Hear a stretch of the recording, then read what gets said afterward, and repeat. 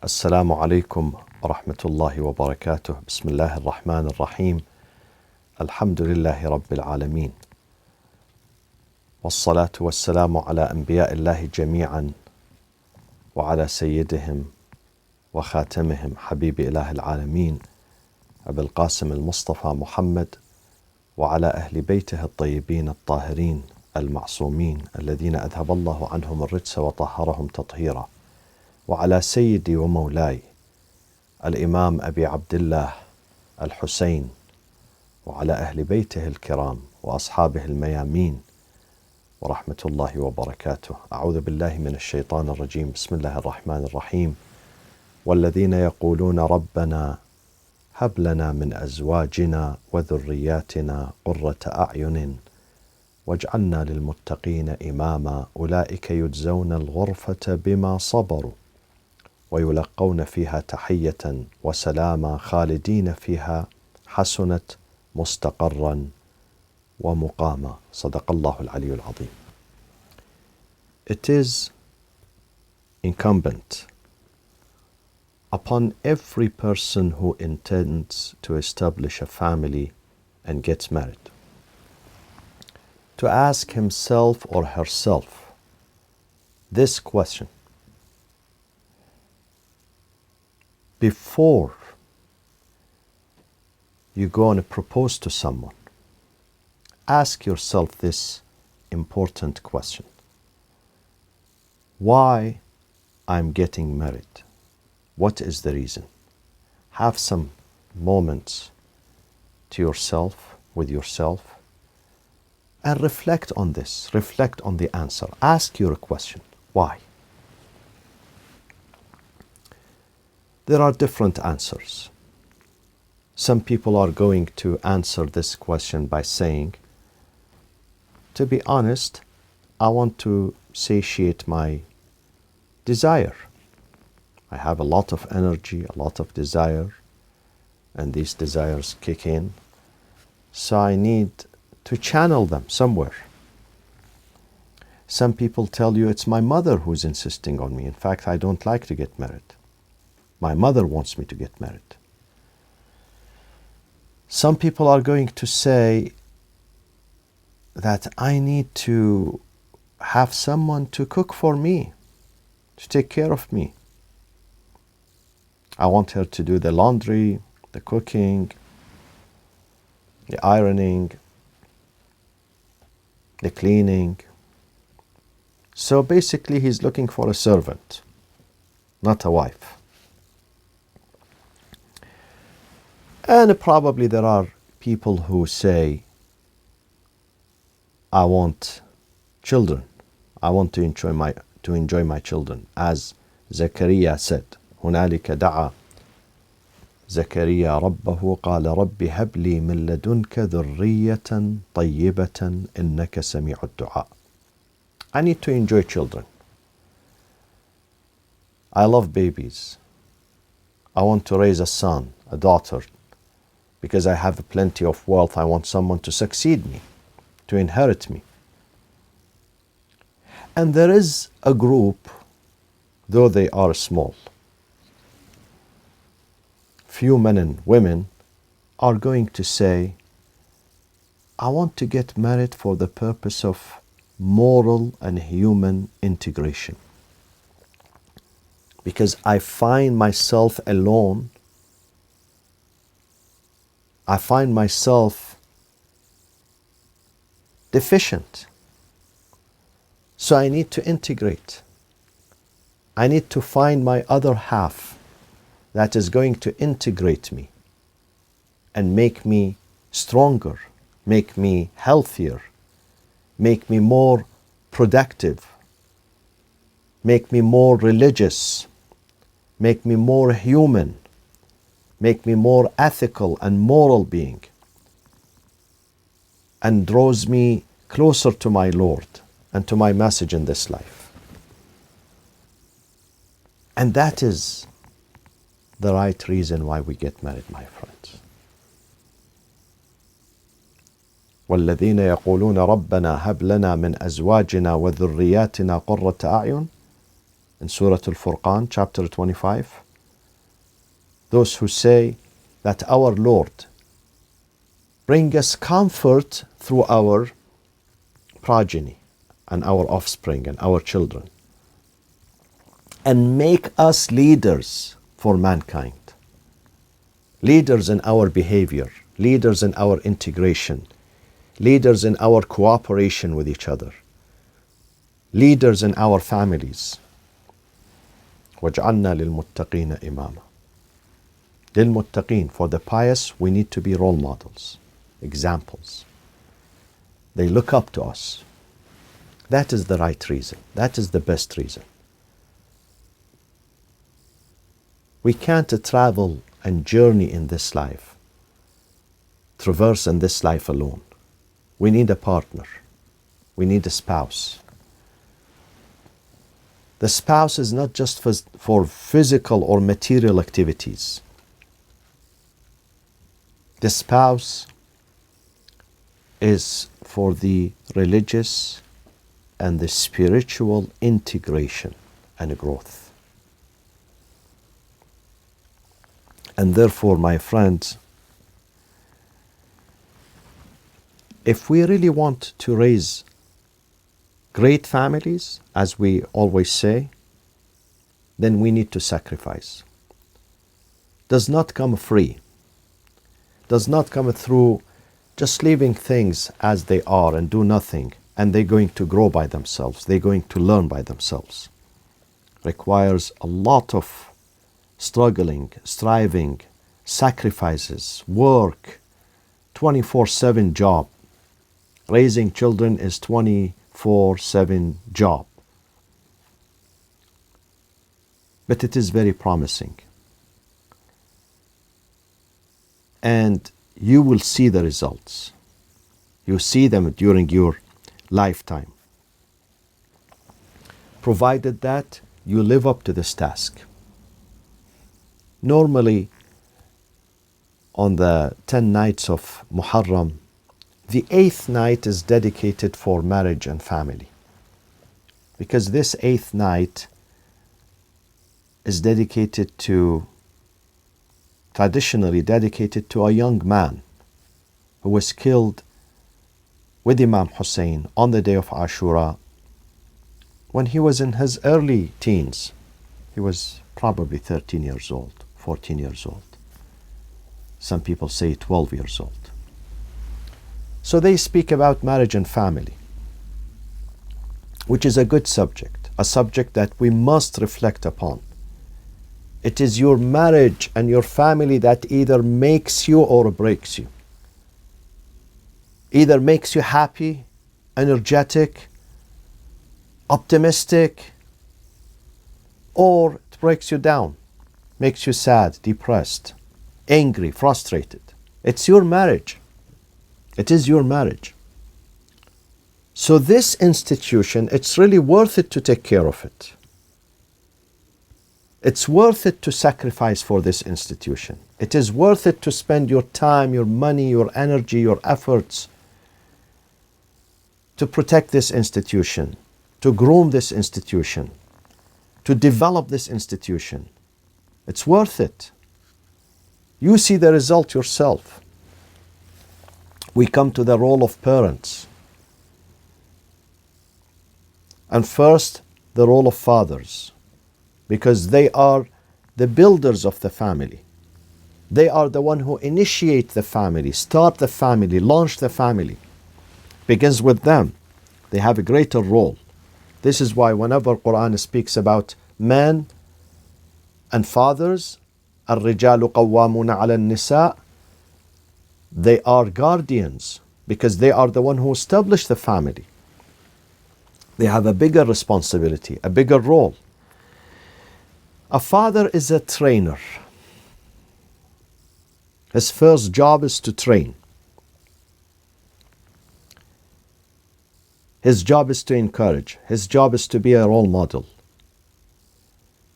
His job is not only a breadwinner, not only to bring food to the table, but to bring ethics and morality and good examples too. Many parents expect their kids to be honest, to be truthful, to be straight, to be kind. If you expect them to do so, then you have to show them the way. Don't show them the way through lectures. Show them the way through actions, through your deeds, through your examples. Be the guide for them, be the mentor for them, be the teacher for them, be the example for them. You are the closest one to your kids. Be their teacher. Don't assign your kids to another person and you expect that other person who happened to be a stranger and he's working for money. Don't expect him to teach your kids akhlaq and manners. You have to do the job yourself, because this task, teaching and inspiring, is not easy. I swear to God, it's not easy. It's not easy. Requires lots of struggle, lots of discipline. You are a soldier in a combat zone. You have to fight whims, to fight desires, to fight constantly, to fight bad thoughts, evil thoughts, intimidations, temptations. You have to keep fighting in order for you to be an example. So it's not easy. And this task, because it's not easy, strangers cannot do it for you. You have to do it yourself. If you need to see the positive results in your children, you have to do that task. Don't assign it to someone else. Maybe others can teach your kids how to write, how to read, math, English, geography, physics, this and that, chemistry. They can do a good job. But to teach your kids akhlaq and manners, you and your wife are the teachers. Don't hire a stranger to do this for you. In the old days, the sultans and the caliphs and the kings used to hire mu'addib for their kids. Mu'allim, mu'addib. You know why? Because the sultan himself, he knew he's corrupt. He knew he's corrupt. He's licentious, libertine. So he cannot do it himself. So he would hire someone to raise his son for him. But you are sultan not over a piece of land. You are sultan over yourself. Each and every one of us is sultan, is a leader, is a chief, but over our souls and ourselves. So we can do the job. And this job requires 24/7 work, mutaba'a, consistent, persistent, to follow up on this. You can't do it once in a while. You can't say once a week I will take care of my kids. Once a week, once a month. When I finish my work, I travel the whole world, then I come back home, I will give them some attention. Couple of days. Doesn't work. This is a 24/7. When this verse came, قُوا أَنفُسَكُمْ وَأَهْلِيكُمْ نَارًا وَقُودُهَا النَّاسُ وَالْحِجَارَةُ. One of the companions says, woe to me, woe to me. I was being overburdened with my own self. Now God wants me to take care of my family too. So he came to the Prophet. He said, what do you expect me to do? It was too much just to take care of one soul, my soul. Now God wants me to take care of my tribe and my family and my kids. This is too much for me, Ya Rasulullah. The Prophet said to him, listen, don't freak out, listen.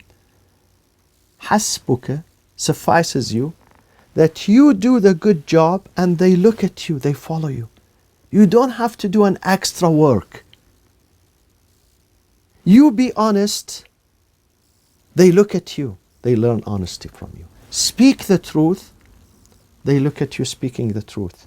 Be loyal to your friends, to your family, they look at you and they follow you. Be on time, they look at you, you are on time. When you say I arrive at 10 a.m., you mean it, 10 a.m. 10 a.m. Islamic Standard Time. Not Iraqi time or Pakistani time or Egyptian time or Moroccan time or Saudi time. Islamic time. You mean it. Believe me, this is not a joke. I traveled to a Muslim country in Africa, which has thousands of minarets in that city. Thousands of minarets. I was told by a friend that don't be surprised if you ask for a taxi and then the taxi is delayed 5 hours. 5 hours, not 5 minutes. Because this is the culture here. Time has no respect. Why do we have 5 daily prayers? Do you know why? Why they are scattered throughout the day and the night? Because God says in this book, in the Holy Quran, إِنَّ الصَّلَاةَ كَانَتْ عَلَى الْمُؤْمِنِينَ عَلَى الْمُؤْمِنِينَ كِتَابًا مَوْقُوتًا. It's an appointed time, prescribed time, to learn the value of the time, to respect your appointment. When you give an appointment, you respect. So we have to be role models. I can't expect my son to wake up at 8 a.m. if I ask him to wake up, but I wake up at noon time. I have to be a good example, a role model for him.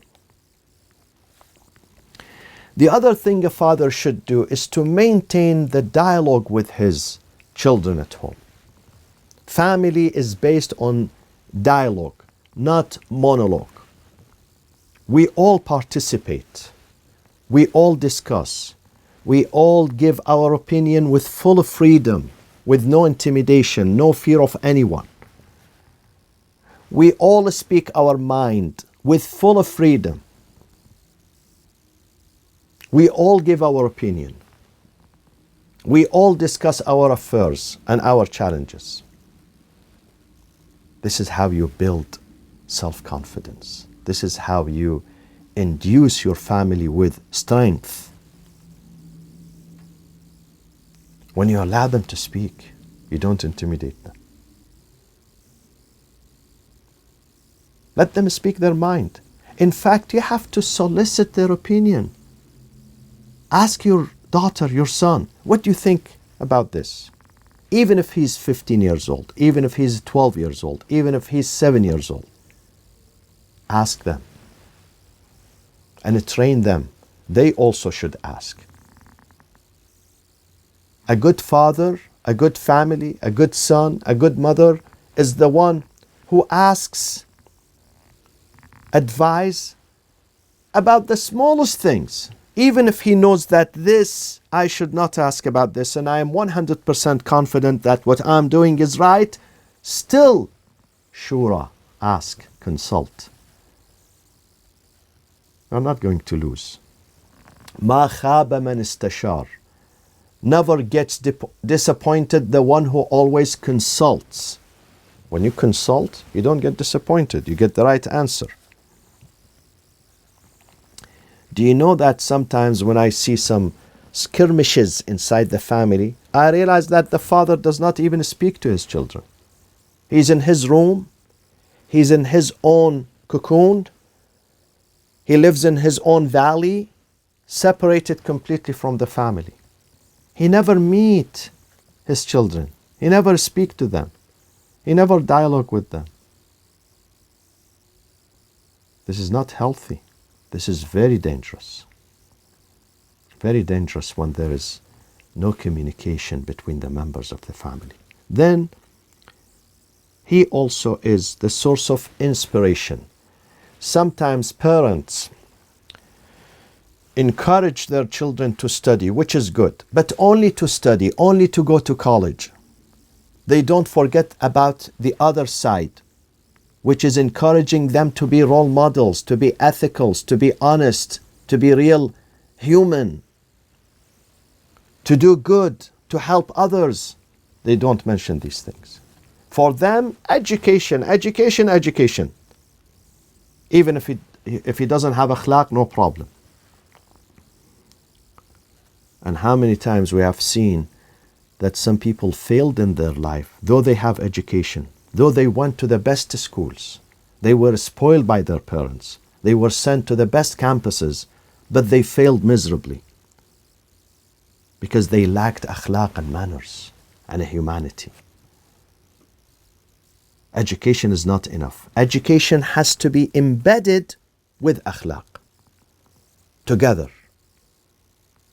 Ta'aleem and akhlaq, ta'aleem and tarbiyah, education and refinement. They integrate each other. One of them does not work. So teach your son to go to the best school, to get the best grades, but at the same time to be the best human being, to stand with those who are poor and needy and sad and depressed in the society. The essence of this life, the beauty of this life, is when we share with others, when we stand with others. Imam Ali alayhi salam, in one of his sayings, states, "Ma sa'altu Rabbi awladan nudra al-wujuh." I never asked my Lord just to give me children who are attractive and beautiful. ولكن سألت ربي أولادا مطيعين لله وجلين منه. I always ask God to endow on me and gift me with kids who are obedient to God and fearful of His wrath, reverent of God. They revere God. And then we come to the second part, which is mothers. Mothers and wives are blessings for mankind, because they are the center of love. They are the center of compassion. They are the center of care. Our children need attention. They need love. They need a big heart, the heart of the mother, who would embrace her children, embrace them with her emotional protection. The father does the physical protection, financial protection, material protection. The mother does the emotional protection. We need emotional protection. We need attention. This attention is given by females, by a heart of a lady, a mother, noble mother, caring mother. Sometimes we find some girls fleeing their homes, running away. It happens a lot. She leaves her house. She has a room, spacious room. She has a car. She has good food. Despite that, she chooses to run away from the family and go and hide somewhere. She goes to thousands of miles away. Sometimes they go to another country. They travel all the way. They flee North America to South America, to Africa, to Europe, somewhere else, too far from their families. Why? Is it because they don't have enough space in their house? They don't have food? What is it? Something fundamental is missing. And that is atifa, compassion, mercy, real love, attention. They need attention. Girls are attention seekers, believe me. If you don't give them attention, and when I say girls, not only 14 years old, 48 years old, or even more than that. They need attention. And the provider of that attention are mothers. You have to be patient with your daughter, with your son. Be patient. First of all, do not give up on them easily. Don't be impatient. Don't tell them, I can't help you anymore. Because you are their final refuge. You are their final safe haven. If that safe haven is missing, then where would they go? They are going to go to the strangers. But if you keep your friendship, your relationship good, see, my friends, we are all physicians. If a physician does not have patience, that physician would not be able to succeed in his profession. If a physician is constantly yelling at his patients, putting them down, threatening them, he's going to lose his profession. In fact, he's going to lose his license too. We, fathers and mothers, are physicians.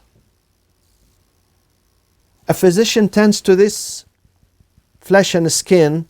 You, as a mother and father, tend to the heart, to the mind, to the soul. So if you give up on them, or if you yell at them, or if you become despondent, and if you tell your kids, I don't have time for you,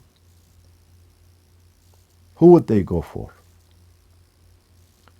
And if you don't have time for your kids, then your time is spent on what? I tell you, some mothers, not all, many mothers are noble. Noble.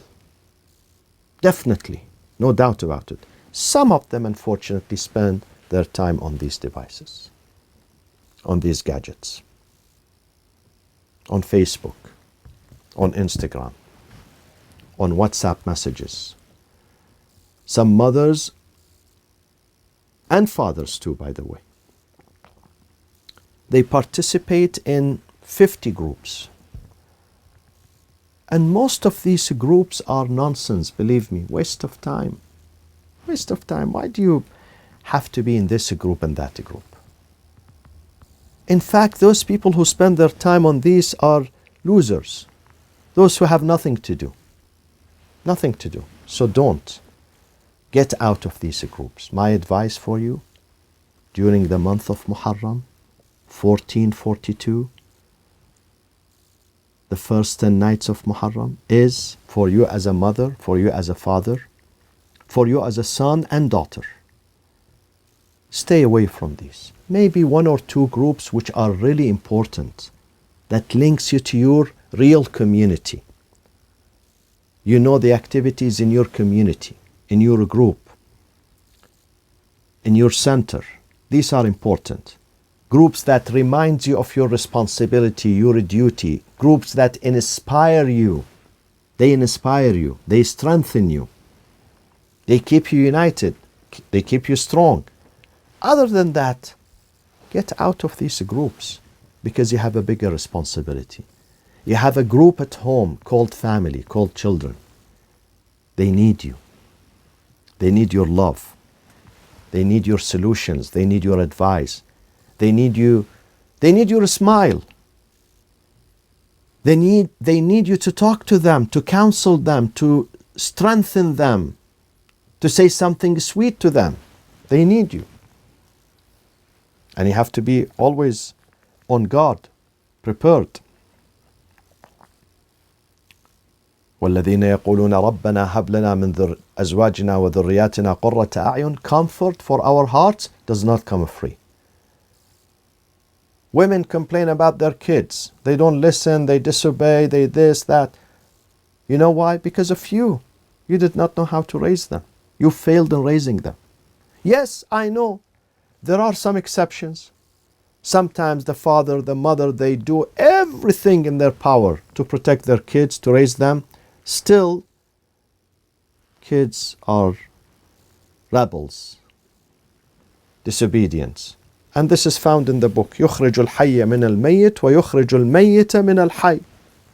Sometimes good children come out of bad parents. Sometimes bad children come out of good parents. It happens, but these are exceptions. These are not the norm. The norm is when you are good parents, thoughtful, responsible, caring, not lazy, working hard, most likely your kids are going to learn from you.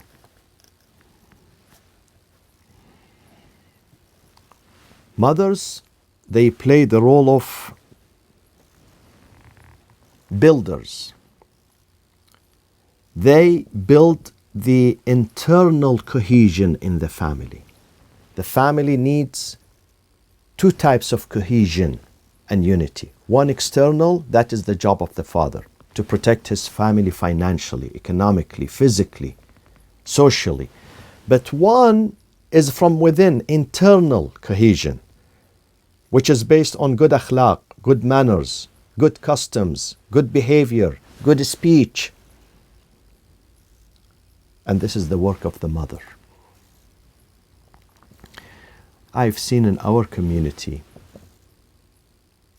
some ladies, some good mothers, who are not just taking care of their kids, they are taking care of people's kids too. In one family, in one home. She's a leader. She's a leader. Al-Qasim ibn al-Hasan was a teenager who was asked by his uncle Hussein, كيف الموت عندك؟ قال يا عم في نصرتك أحلى من العسل. It's true, I'm a teenager. I barely can carry the sword. I'm only 13 years old. But to defend you and stand with you and support you is sweeter to me than honey, than sugar. And this is what he did. He stood with his uncle Hussein till he breathed his last. Hussein rushed to him. بعدا لقوم قتلوك خصمهم يوم القيامة جدك وأبوك. السلام على الحسين وعلى علي بن الحسين وعلى أولاد الحسين وعلى أصحاب الحسين جميعا ورحمة الله وبركاته وصلى الله وسلم على سيدنا محمد وأهل بيته الطيبين الطاهرين.